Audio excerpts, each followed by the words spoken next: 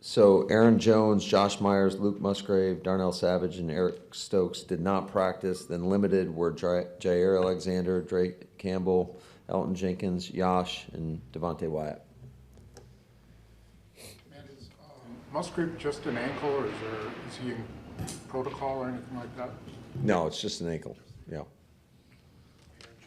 Setback, or is this just a rest day? Yeah, he's just a little bit sore, and is to be expected. Hopefully we can ramp him up and, get him more snaps out there. After Sunday's game, Sean Payton said because of the Packers' five-man rush, the pass rush, he wanted to get him in base. I think there were a lot of running plays on third down. Did you pick that up during the game, or can you pick that up? Is it difficult to see that the guy's trying to get you in a different defense, in a different scenario? Yeah, but ultimately, you can play whatever you want to play. It just depends how matchy you want to be, and that is a game-by-game basis. Now, what's the challenge going up against a team who blitzes as much as the Vikings have this year?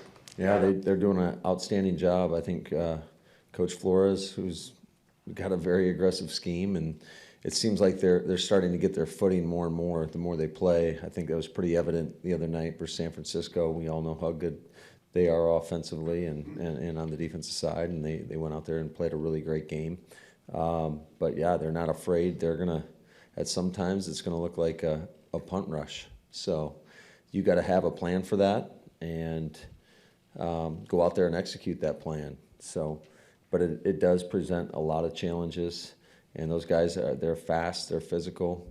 Everybody knows about Hunter and what he's able to do. But then when you combine that with guys on the back end, like Harrison Smith's been kind of a thorn in everybody's side for years. Just his ability to disguise. He may be on the line of scrimmage and then go back and play either a deep hook player, or a deep third, or a deep half. He's all over the map. And it's just a very good defense. They got some experience there. Hicks does a great job. So they got a lot of pieces, and they do a good job schematically, and they want to apply pressure. On offense, what has enabled Addison to make the kind of impact he has for them? Well, he's a guy that, just studying him coming out of college, that everybody was pretty excited about. I think he's a dynamic threat down the field, and he's proven that. I think some of the plays he's made throughout the course of the season, the ball he ripped away from Ward the other night, those are impressive plays, and he's been a big deep threat for him, and he's obviously developed a pretty good rapport with Kirk relatively early into the season, and I think Kirk Cousins is playing outstanding football right now, and he's a guy that you guys know. I go way back to him with him in his rookie year in Washington, and he's a guy that I've had the utmost respect for. I feel like he's always been severely underrated. I think he's one of the top quarterbacks in the game, and he's playing like it. Matt, you look at the top quarterbacks in the game, really throughout the league, it seems that the common denominator is that each of them have a guy that they can throw to when they've got to have it. Even with Kirk, they don't have Jefferson, Addison steps up, Hawkinson. How important is that to find for Jordan? I think it's important for all quarterbacks, and I think we're still developing that rapport with him and our receiving core. And the one thing I'll tell you is we got a lot of confidence in all those guys that when called upon, they're going to make the play. And we just got to. I think the more they play, the better that everybody's going to get, and they're going to gel together the further we get on into the season. Just talk about the decision with Savage and seeing Devondre back today, at least in some drills. Yeah, so Dre was out there. Great to have him back. Very, he's a leader on this football team. He's been playing at a high level, and then, unfortunately, Sav's going to go to IR, and hopefully we'll get him back here in a couple weeks. You said late Monday when we were talking to you that it's all right there for Jordan. When you're working on that rapport and you're trying to build that chemistry, what are you evaluating him on? What's the it that you're seeing to know that it's all there for him? Well, I think it's the same thing that we evaluate all these guys on. It's specifically with the quarterback position. It's the decision making, the timing, the accuracy, and how are his fundamentals? Is he pulling the trigger? Is he being decisive? We've used this old saying, indecisive equals ineffective, and so he's just got to continue to get those reps. I thought he had a great day of practice, and hopefully, you have a great week of practice that translates to Sundays. So. And we're going to need, it's not just about him, though. I've said that so many times. We need everybody. We need all 10 men around him to do their job as well. Otherwise, you don't have a chance. Matt, you had, 2 years with Kirk in Washington, right? I think he started 4 games over that span, so I know it's a small sample size. But do you remember kind of him going through some of these similar indecisive equals ineffective? And how long do you think it takes before of playing, not 3 years of sitting and 6 games of playing? Yeah, I think every quarterback's a little bit different. The circumstances are a little bit different. So I think everybody's going to learn that at their own pace. There's so many variables that go into this in terms of just everybody around you, what defenses you're going against, the game plan. So everything can be a little bit, different. Cousins made a couple of throws Monday night under extreme pressure and still got the ball out at the very last second. I mean, was he in the zone Monday night? How did you think that he looked in that game? Shoot, I always think he's in the zone. So it's important to try to apply pressure to him, make him move around in the pocket, and you got to have sticky coverage on the back end. It all works hand in hand. But Kirk is a guy that he can make any throw. And he's proven it. He's done a great job. I think he's playing as good as anybody right now. Now, you talked about the need to create more turnovers defensively to maybe help the offense up a little bit.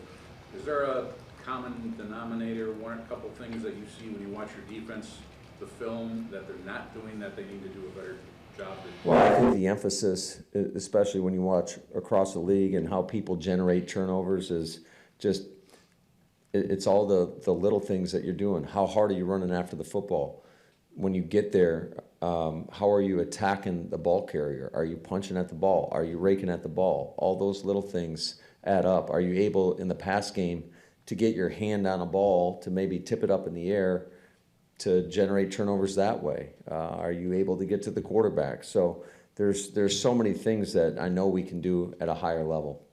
With us, some of us old timers, we know how X can be. Is there some concern there with Ja? I think missing another game and kind of the trickiness of how back can be sometimes.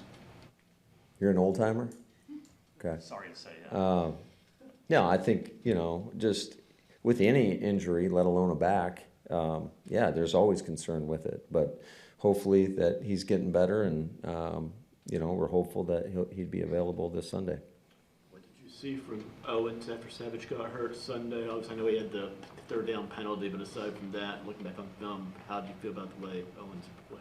Yeah, I thought he did. He stepped in and did a nice job, and we're going to need that moving forward. And certainly, I think that just the timing of some of those third down penalties they're critical penalties to extend drives, and especially if you got a guy and you got a post safety, like they may call it, they may not call it. He got called, so it's just trying to play with great fundamentals, great technique, and trust in your help when you have it.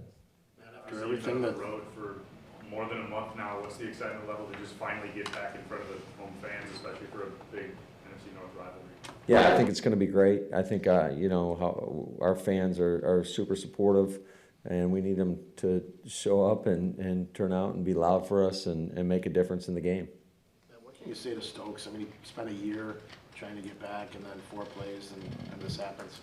Yeah, I talked to him today, and I said, as tough as it may be, he is a great man, first and foremost, and he's got a great personality. He's a happy guy, and I know he's extremely disappointed, and we're disappointed for him.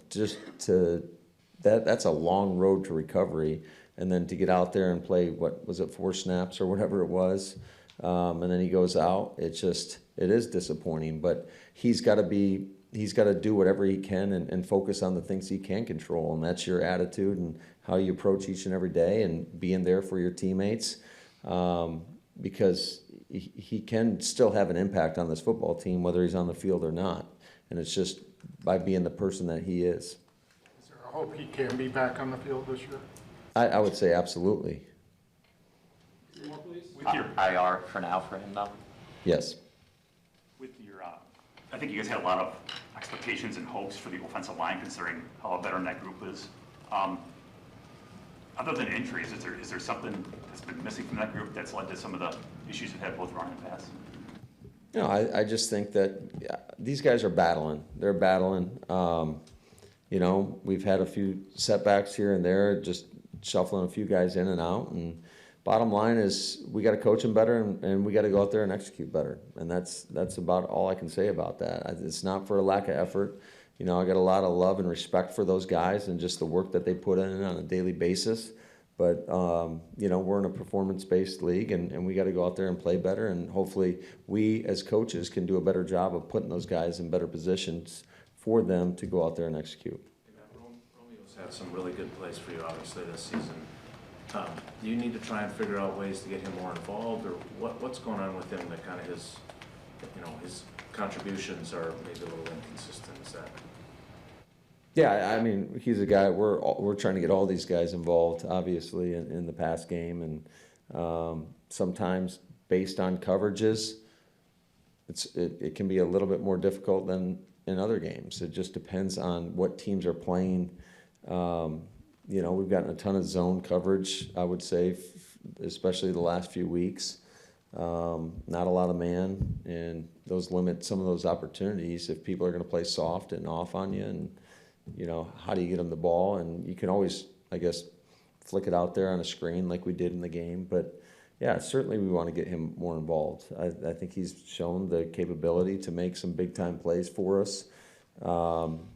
And so we've just got to go back to the drawing board and try to scheme some stuff up and just have answers for whatever it is that somebody's presenting to us.